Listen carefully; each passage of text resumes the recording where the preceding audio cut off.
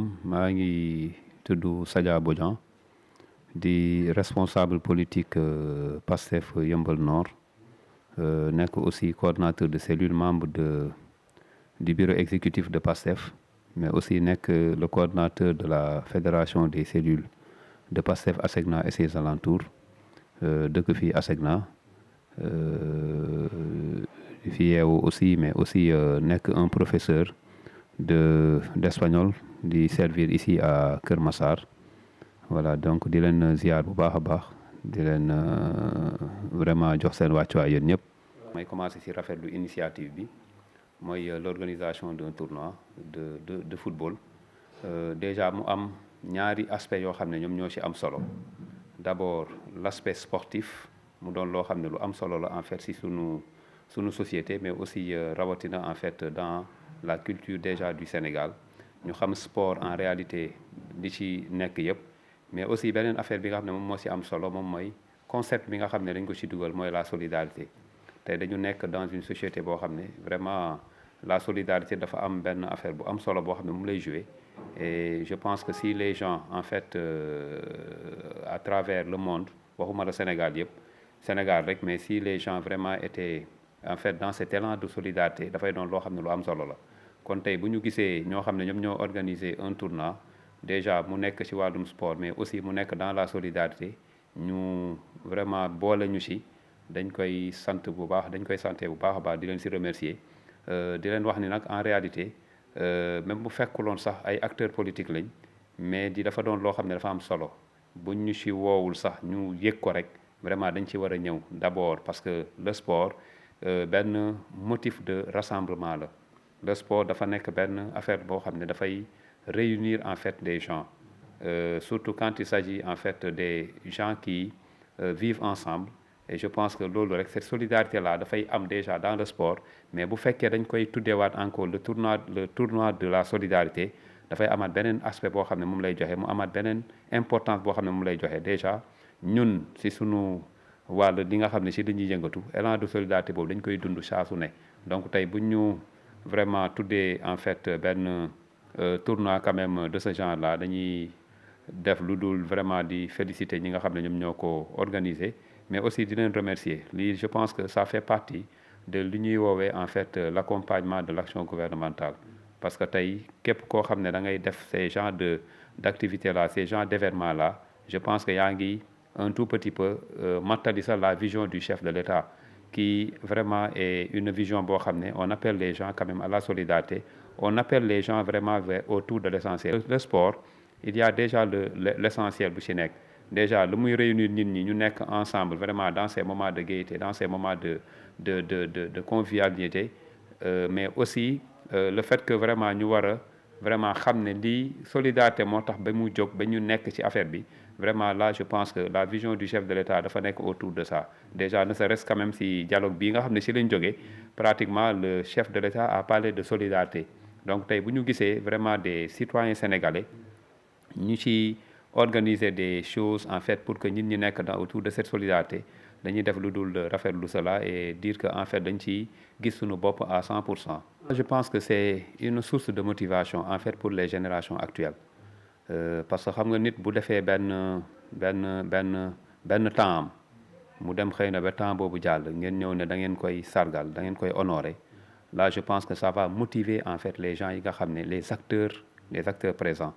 et vraiment c'est le moment aussi de rendre un vibrant hommage à ces gens-là yi nga xam ne c'était des icônes en fait du football local ñu nekkoon fi vraiment des exemples en fait et jusqu'à présent c'est des exemples yoo xam ne les jeunes doivent s'inspirer en fait sur ces gens-là pour pouvoir quand même vraiment être des modèles parce que ñooñu ngeen di sargal noonu rek vraiment c'était des modèles des modèles en fait dans leur quartier des modèles aussi en fait si li nga xam ne loolu lañ doon yëngu mooy le sport des modèles en fait si les mouvements associatifs et je pense que sargal leen et lu war la bien vrai que nit ñi dañ ci waroon a nekk à tout le temps du ci loo xam ne dañ ko war a def benn yoon rek mu jeex mais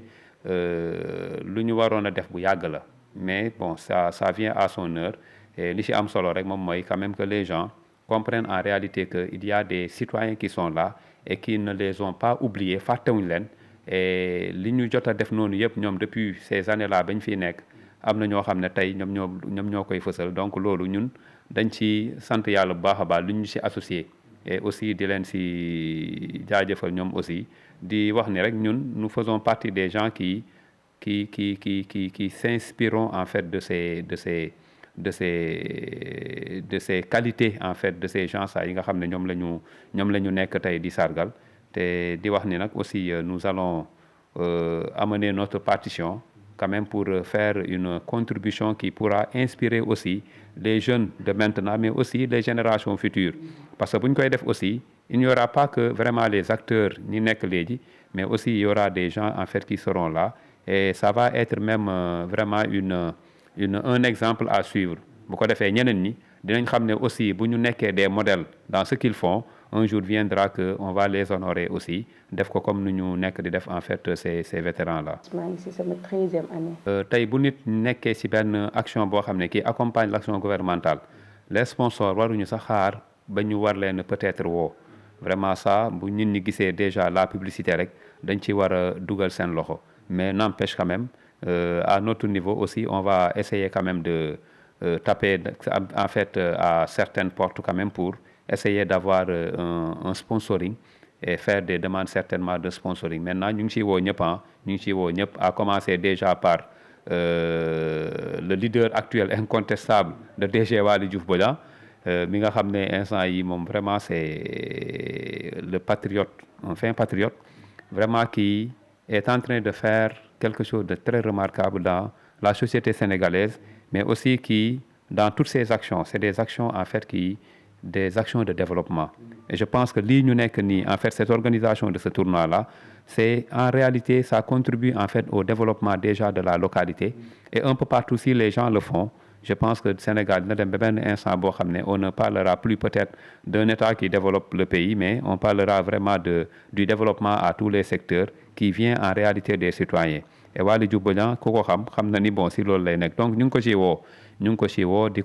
ko si vraiment xaar mu ñëw dugal ci loxo moom aussi pour que vraiment ce tournoi là puisse avoir quand même vraiment une visibilité mais aussi mu am un succès retentissant parce que tournoi bi bu amee un succès retentissant c'est pratiquement tous les filles et fils de Yeumbeul ñoom ñoo ciy gis seen bopp mais du département aussi de Keur Massar et qui parle du département de Keur Massar parlera en réalité de Dakar parlera en réalité du Sénégal donc looloo tax vraiment ñu ngi ciy xaar en dehors même de Waly Diouf Bodian aussi toutes les personnes de bonne volonté ñu ngi leen di xaar en réalité pour que ñu dugal vraiment seen loxo ci l'organisation de ce tournoi là. Le fair play moom je pense que dans toute chose où il y a une compétition où il y a la concurrence où il y a en fait jongante nit ñi dañu war a jiital d'abord le fair play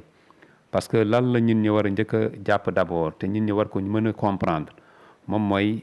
dans les compétitions là yi nga xam ne moom la ñuy organiser que ça soit les navétanes que ça soit des tournois il faut d'abord ñu njëkk a jàpp d'abord que nous avons un dénominateur commun mooy d'abord ñun ñëpp ay sénégalais lañ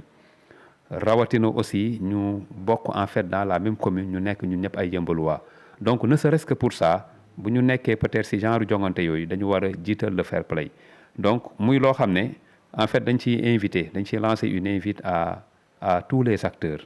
même bu fekkul ci tournoi bi rek mais à tous les acteurs vraiment dans ces genres de compétition là pour que les gens toujours ñuy am benn fair play boo xam ne moom la ñuy dugal ñun quand même à notre niveau dans la fédération des cellules de Pastef ASECNA et ses alentours bi ma jiite tout récemment quand on préparait en fait les finales des navétanes on avait quand même programmé d'aller dans les quartiers de toutes les équipes qui étaient qualifiées en finale pour d'abord lancer ce message-là de fair play mais aussi organiser des activités quand même à leur niveau newoon nañ sax ba dañuy jël chaque fois bu ñu organiser fenn ñi nga xam ne ñoom ñoo dëkkee feneen nekk les adversaires ñu andi leen koñ boobu ñu def fa activité avec ñoom ñeneen ñu yóbbu leen fële ñu def fa activité pour que quand même que les gens sachent que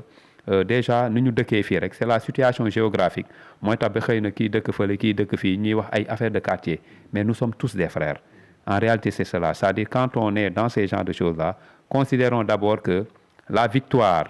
restera toujours en fait ici à Yeumbeul la victoire restera toujours en fait pour des fils de Yeumbeul mais aussi le vainqueur et le vaincu vraiment resteront toujours des Yeumbeullois loolu mooy li nga xam ne am na solo donc nous lançons quand même vraiment cette invite là et ce message à ce que les gens quand même soient dans ce fair play parce que boo xoolee cette violence qui a existé en fait dans les mouvements navétanes moo tax ba après nawetaan yi après yeggul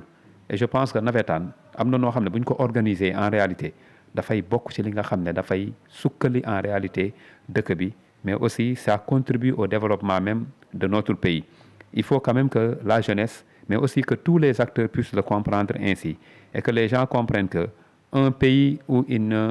on ne promeut pas en fait le sport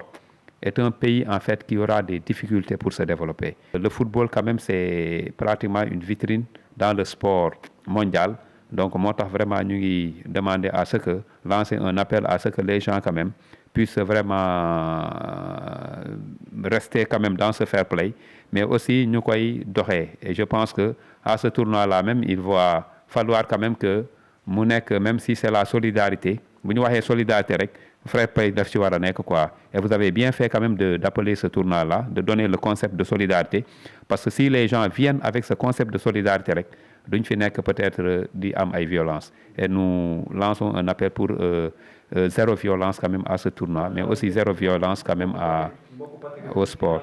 Donc c'est le tournoi en fait de tout Yeumbeul, c'est le tournoi de tout le département, c'est le tournoi de tout Dakar, c'est le tournoi en fait de tout le Sénégal. Donc quand on parle du Sénégal, tous les fils et filles du Sénégal ñi nga xam ne gëm nañu en fait Sénégal war a xam ne vraiment c'est le développement du Sénégal moom moo leen fi tax a toog